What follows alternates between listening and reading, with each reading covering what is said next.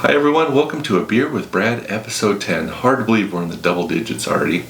Hope everyone had a great Thanksgiving weekend and hopefully you had a little extra time to enjoy. And everyone got some time to be thankful and celebrate the holiday with their friends and family or whatever you like to do. I know a couple photographers use that extra long weekend as a chance to run off to the mountains or the desert, but whatever you do for Thanksgiving, I hope you enjoyed it and had a great Thanksgiving, and hope you have a great upcoming holiday season. Tonight on A Beer with Brad, we're going to talk about how I got into aerial photography using helicopters. But first, let's talk about the beer. For tonight, I chose yet another cross-strain beer. I said I wasn't going to do more than one beer from each brewery in the first year. Now here I am, the third time cross-strain, and the second month in a row with cross-strain beer. But Cross-Strain came out with a new holiday beer called Little Full Lotta Sap, which is a total play on the National Lampoon's Chevy Chase Christmas Vacation, one of my all-time favorite movies. For sure my favorite Christmas movie, but probably one of my all-time favorite movies. So it's a great beer. It's a IPA, and so it's a great IPA, great artwork on the can, great name. It all came together in just a perfect pick for this month with the holidays coming up. So, Little Full Lotta Sap from Cross-Strain Brewing Company. And as you notice, I have a couple more beers here. During the question and answer, Tom asked if I had a favorite beer for each season, and I said that kind of was, I didn't feel like that was a big thing anymore, having different beers for different seasons. You know, I mentioned there's still a lot of Oktoberfest come out and some holiday winter warmers and stuff. But I did, obviously this one came out, and this replaced their Melakaliki Maka, which is another play on Christmas Vacation, and it also had great artwork on the label. But there are a few beers, and in this month there happen to be a lot, so I just brought out some others. This is another cross-strain beer called Bragging Rights, and it's a beer they come out. It's a collaboration with Single Speed Brewing over in Iowa, and so every day on Black Friday, which I'm recording this a little early this week because of the long weekend, I'm taking advantage of it. Today is actually Black Friday, so on Black Friday every year, Nebraska and Iowa play each other in football. So this is a good rivalry beer called Bragging Rights between a brewery in Nebraska and a brewery in Iowa. And if you're a Nebraska fan, I'm sorry for that game today, because I'm sure it ruined your weekend. And then another holiday beer is this Jubal Ale from Deschutes. And the reason I picked this one, and I always buy this every year, Deschutes is a giant brewery out in Bend, Oregon. If you're out in Bend, Oregon, go tour it. It's really cool. I mean, it's massive. And you go to all these breweries here, like in Nebraska and Iowa, and they're cool, and some of them get pretty big, like Cross-Strain's pretty big, Nebraska Brewing Company's pretty big, but you go out there and see the size of this thing, it's crazy. But the thing I like about Deschutes is when you go out there, they still have that we're a small brewery attitude, which was really cool. And they're still an independent craft beer. They're not owned by one of the big companies, which is, for a brewery this size, there's not a ton of them anymore. They've all seemed to sell out, but you still got Sierra Nevada, you still have Odell out in Colorado. So but the reason I like Jubal Ale is every year they commission a local artist to do the artwork on their label. And so this year, I forgot the lady's name, I did read about it here just a little bit ago. They actually make a painting, or whatever the artwork is. It's usually a painting, and they have all the paintings. When you go visit the brewery and take the brewery tour, they have all the paintings from every year hanging in the hallway in their corporate offices. So it's super cool. It's neat that they pick a local artist to do it every year. So this year's Jubal Ale is another nice label, and I've had a couple of those already. Nice, easy drinking winter beer. And then I know this is a kind of polarizing beer. This is called Bourbon County. It's from Goose Island. The reason it's polarizing is it's a delicious beer. It's fantastic, but Goose Island sold out to Anheuser-Busch a few years ago, or a decade ago, whatever it is now. So some people want to hate on this, and then there's other people that get in line at 6 o'clock in the morning on Black Friday this morning. There was, I think it opened at 8, one of the grocery stores around here opened at 8, and by 6:30 the line was already 20 deep, and all for this and the variants. This year in Nebraska we got 3 variants plus this one. I bought one of the variants, and I bought this. I'm not going to hate on them for being owned by Anheuser-Busch, but I also would rather give my money to the local independent breweries. So It's funny because this one was a decent price, and then the other one of the variants I picked up, the cashier, she rung it up and she was, oh my god, I hope that's good. So I think they were getting like $24 a bottle for it, and I probably should have not bought it, but it only comes out once a year, and the variants only come out, sometimes they're one and done, so it's a quick order you just got to get it, otherwise you're never going to have it. So again, Bourbon County, it's a fantastic beer. It's too bad they sold out, but it is what it is. So I have one more drink here of the little full Lotta Sap. So speaking of the holidays and Black Friday and Cyber Monday and Small Brewery Sunday and everything else in between, I'm going to do a pop-up art fair next weekend. So on December 5th, which is a Sunday, I talked to Dave and Becca that own the Casual Pint, and I'm going to do a one-person pop-up art fair at the Casual Pint in their party room. It's going to be on Sunday, December 5th from 1 to 6. So you can come in, buy beer, and then talk to me and hang out and check out the artwork, buy some, do some holiday shopping while you're there. And the name of it, my wife came up with this. This is perfect. A literal beer with Brad. So we're taking the show here on the road, so to speak. So we'll have a Beer with Brad pop-up art fair at Casual Pint, which is on 87th Pacific in the Countryside Village. Countryside Village is two buildings that parallel each other, and the Casual Pint's right in the middle between the two buildings. So easy to find. Party room's on one end of it, and then the regular bar is on the rest of it. So swing in, have a beer, and do some holiday shopping. Get some photos for the people that you want something special for, or someone that's hard to shop for.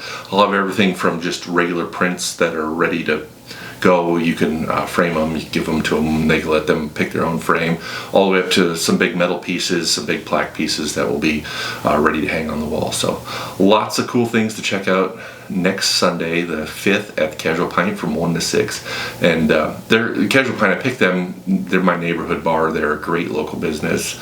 Dave and Becca that run it, they're great people. So it was just like a perfect fit. They only serve craft beer, and it's kind of right up the alley with taking this show on the road, so to speak. So hope to see you all there. I need to hear the horn one more time. Cool.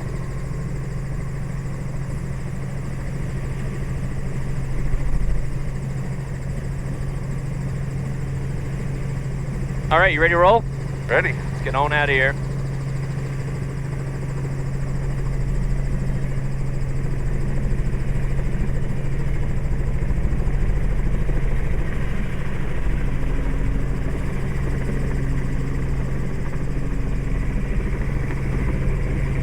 Apply that 22 lot training then? Yep. Oh, your door in the back there. Do you think you could reach behind you? Oh. Miller traffic, like 55 out the line, picking up for the west ramp, taxi parallel, runway 12, Miller. You able to snag that? Where's the latch at? So you got the latch in your hand there. Oh. And then now push it backwards. So pull and then push back. There you go, push down. Perfect. All right. Nice save. The first time I flew in a Cessna, the pilot's door popped open. Oh yeah? First time I soloed, my door opened. Yeah? That was interesting. Traffic, welcome 225 Alpha Mike departing parallel runway 12. We'll be departing the pattern area to the east, Miller. Traffic, Glass Air 0 Juliet Victor departing 12 Miller. Be left turn out to the west.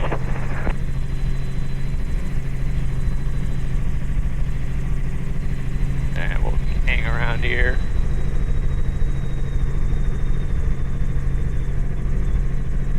And Miller traffic, welcome 225 Alpha Mike. We're in a right down on 12. We'll cross over midfield and we'll be exiting to the east.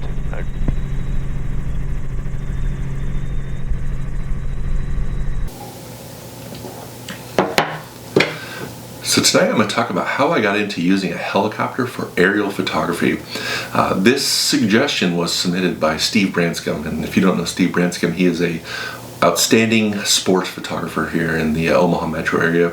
You see his work all over on USA Today, Sports Illustrated, has done some stuff for ESPN, Getty, all kinds of local sports, everything from Blue Jays, Huskers, College World Series, and then like the Olympic trials that we have here. Steve's a great photographer, and he's a fun guy to talk to, so always enjoy when Steve and I are doing the same sporting events, so we usually find a few minutes to catch up and talk. So thanks, Steve, for this great suggestion for tonight's topic, which is how did I get into doing aerial photography from a helicopter. And it all starts back in 2007. A buddy of mine, Josh, who, Josh is the guy I do all these photography trips with. He was in my Badlands video, and been going on photography trips with Josh for a long time. Josh said, hey, there's helicopter rides over at the Council Bluffs Airport, and asked if I wanted to go do one. He was going to do one, and I would sign up for the half hour before or after, and they were half hour blocks, $250 an hour, and you just flew from the Council Bluffs Airport. Both of us pretty much ended up doing the same thing. Did a couple laps around downtown, then went by the old Roosevelt Baseball Stadium, and then I think I went for Midtown and he went around the Cathedral, or vice versa, something like that. And it was fun. I think I was instantly hooked after that first trip, and came home and I put the photos out everywhere I could. I just posted them on I can't remember if I was on social media. It might have been before Facebook in 2007, and then put them on some internet forums and emailed them to people, and I put them out everywhere I could, and literally within a day or two I got a call from a guy that I knew. We're kind of acquaintances back then, and he said that he worked for a large corporation that had a big manufacturing plant down by the Missouri River in Omaha, and he had been either trying to find someone to do aerial photos for him, or he was actually even kind of looking at doing it himself because he was also a photographer. And so we made a deal, and I got some extra helicopter time. He got pictures of his plant, and it worked out good. And then down the road, I've actually done photos for him a couple more times. The same plant during the floods, he needed me to take pictures of the floodwater encroaching on the on his plant. So it was a great relationship to form, and I still talk to him quite often. We just had a beer about 2 weeks ago, so you never know who you're going to meet along the line and take photos with and get to know, and then next thing you know, you're whatever it is, 15 years later, still hanging out. So good guy. So like I said, I think after that first time going up, I was hooked, and I've gone up every year since then, at least once, if not multiple times a year. And there's just something about, I fly without the door on the helicopter, so I'm just kind of hanging out. The whole city's at my feet, and you're just floating over the city, and you see things in a whole different perspective. And so it's just fun looking down and aiming your camera at things and taking pictures. There's things I've taken pictures of I never would have thought of, pictures of things I never knew about. It's a great way to get out and explore and just be adventurous. And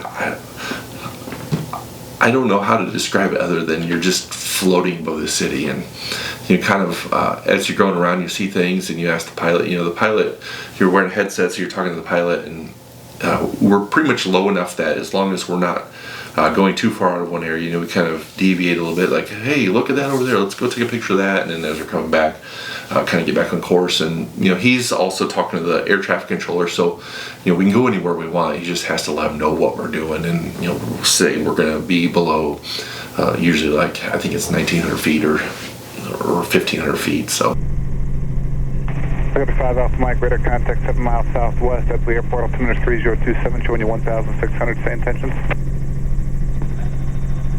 For 225 Alpha Mike, I got the altimeter 0.7 there, and we're just going to be orbiting present location for photo flight here. 5 Alpha Mike, altimeter 3027, at what altitude? And we'll remain below 1,800, 5 Alpha Mike. 5 Alpha Mike, proceed as requested. As requested, 5 Alpha Mike. As long as we stay out of the flight line for the airport, they're pretty cool with wherever we go. So, and there's no venues in Omaha that are big enough that we need to get special permission to fly over. So it's pretty much, I don't know if I want to call it free for all, but we can just go around and explore and do photos.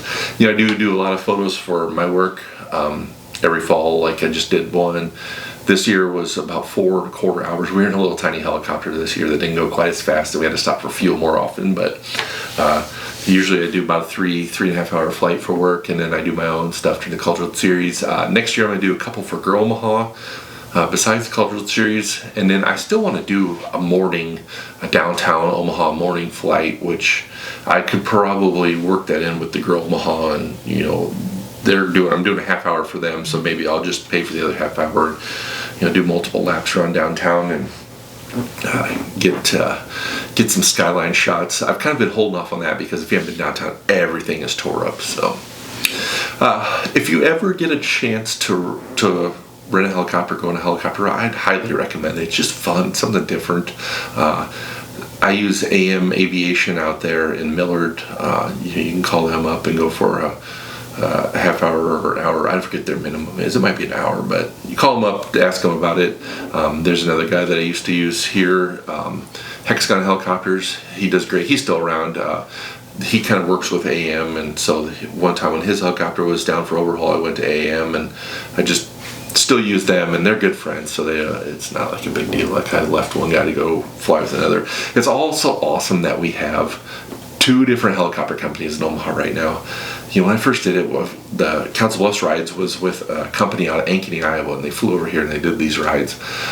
Then there was a guy in Millard that I was flying with for 1 year, and then he said that at the end of that year he was going to have his helicopter going for overhaul, and the helicopter never came back. It was really old looking, so I wonder if it just was at the end of its life and he moved on to other things. So and then for a long time I had to find helicopters that were close or were going to be in the area. There was a company in Wichita that would come up here and do rides, so sometimes I was flying with them. Then it turned out there was a couple companies that started doing crop dusting around here, and actually all these companies around here in the summer pretty much do some kind of crop dusting or aerial seeding or different agricultural applications like that. So other than that, I think I'll post the graphic here in a minute. I believe it is 23 or 24 different flights in 13 different helicopters. Everything from the Robinson 22, which is the first helicopter I did, and also the last one I did is the tiny little, you and the pilot are basically touching shoulders, and the outside of the helicopter is right there, and my legs are crossed. I was almost cramped up by the time we got out of it. All the way up to the Husker helicopter, which is a Eurocopter. It's basically the same thing as what you see Life Flight and the other medical helicopters use. It's a huge helicopter. It's a Cadillac, has air conditioning, there's music playing in your headset. It was a whole different world after flying in some of these little ones to fly in that giant thing. So really enjoy it. I really look forward to it every time. I wish we could do it more often, in fact. So, well, cheers to another great beer here for Beer with Brad. And remember, Saturday, December 5th from 1 to 6 at the Casual Pint, there will be an art fair where you can, or a pop-up art fair with me, where you can pop in, have a beer, and shop for your friends or family or anyone that you need to find a special photo or a special present for. There'll be plenty of different photos to choose from. I hope I see a lot of people there. Hopefully you introduce yourself, say hi, and other than that, I want to wish everyone a happy holiday. So this is the December episode, which so the next time I see you, it will be the New Year. So hope everyone has a great holiday season. Stay safe, stay well, and just enjoy it. Hopefully you get to spend time with your friends, family, significant others, whoever you enjoy to spend time with. Or if you're like some photographers I know, hope you get great photos out there in the mountains on Christmas morning. I bet it's going to be cold, but hopefully that light's perfect for you. So thanks for tuning in. See you next month.